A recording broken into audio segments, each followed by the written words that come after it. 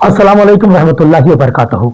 मैं आपका दोस्त आपका होस्ट मोहम्मद रेसुद्दीन हैदराबाद से डेक्कन सवेरा न्यूज चैनल से। दोस्तों, कल AIMIM पार्टी अपना 68वां यानी 68th foundation day Hyderabad Darussalam में मनाने जा रही है।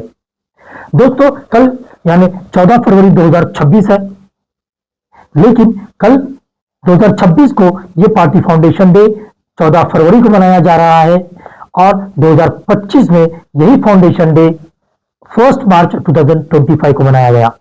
क्या आप जानते हैं कि असल फाउंडेशन डे जो होता है वो 2 मार्च को होता है, लेकिन 2025 को 2 मार्च से रमजान शुरू होने वाला था, इसीलिए पार्टी ने तय किया था कि 1 मार्च को सैटरडे है और 1 मार्च को ही पार्टी का फाउंडेशन डे मनाया जाएगा। और इस बार 2026 में फिर रमजान मुबारक महीना 10 दिन पहले यानी 20 फरवरी 2026 से शुरू होने की उम्मीद है। इसीलिए पार्टी ने यह फैसला किया कि 14 फरवरी को रोज हफ्ता है, सैटरडे है और सैटरडे के दिन यह पार्टी फाउंडेशन डे मनाया जाएगा। पार्टी फाउंडेशन डे में सबसे पहले पार्टी के supremo national president Asaduddin Owaisi अपने हेडक्वार्टर पे पार्टी का झंडा फहराते हैं और उसके बाद एक विशाल जनसभा यानी कि जलसे को पब्लिक मीटिंग को संबोधित करते हैं, बयान देते हैं। यानी कि पार्टी ने अपने पिछले 68 साल में क्या काम किया और पार्टी का आगे क्या फ्यूचर है और क्या काम करने वाली है पार्टी, ये सारी बातें उस जनसभा में उस पब्लिक मीटिंग में होती है।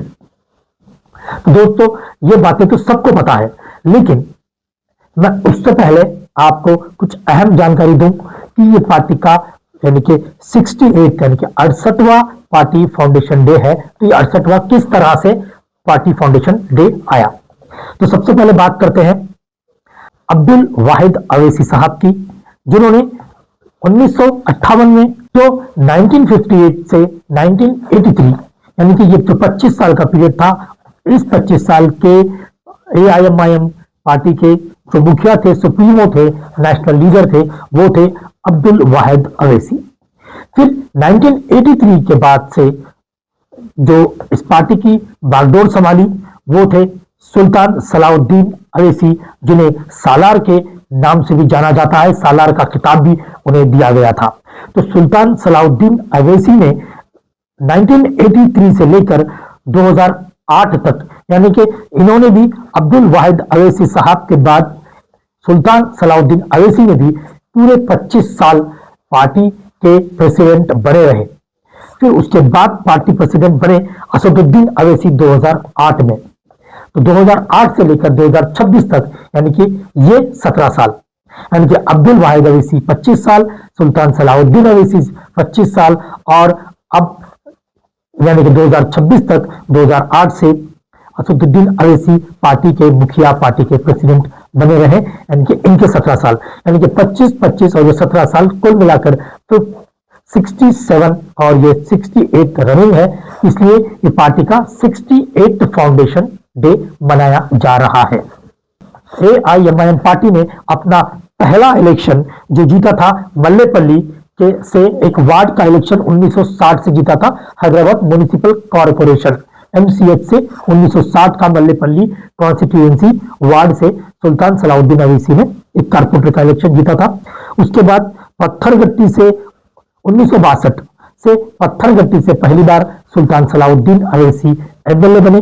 फिर उसके बाद 1962 से 1983 यानी कि 1962 से 1983 तक वो फिर MLA जीत कर आए और सुल्तान सलाउद्दीन अवैसी पहली बार हैदराबाद के सांसद जो बने वो 1984 से पहली बार उन्होंने हैदराबाद कॉन्स्टिट्यूंसी जो पार्लियामेंट कॉन्स्टिट्यूंसी होती है वहां से उन्होंने इलेक्शन लड़ा MP के लिए और वो पहली बार MP जो बने 1984 में बने। तो इस तरह सुल्तान सलाउद्दीन अवैसी 1984 से लेकर 2004 तक हैदराबाद MP बने रहे।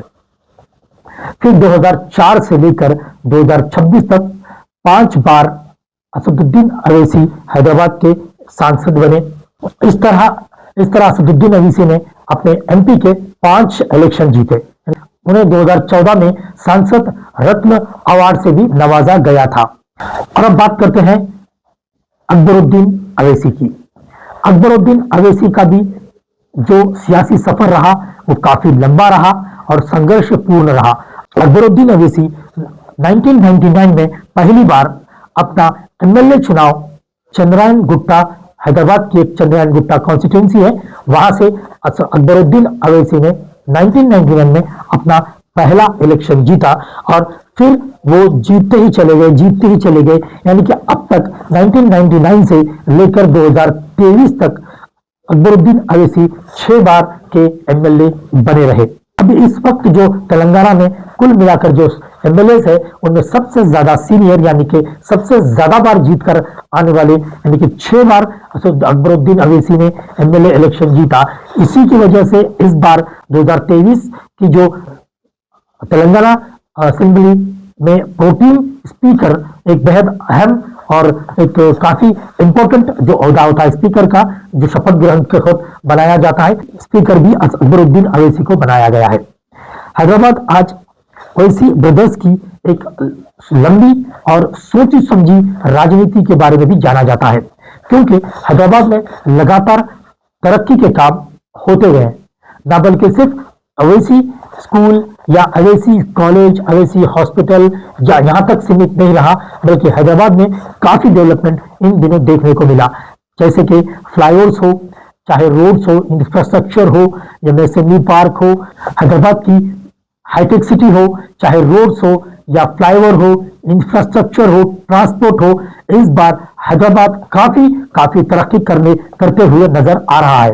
हैदराबाद की और एक खास बात यह भी है कि हैदराबाद देश के अन्य शहरों से काफी किफायती हैदराबाद शहर माना जाता है, क्योंकि हर इंसान के लिए रोटी, कपड़ा और मकान, ये 3 जो जरूरी चीजें होती है वो पूरे हिंदुस्तान में आज कहीं सस्ती है तो वो सिर्फ और सिर्फ हैदराबाद में ही है।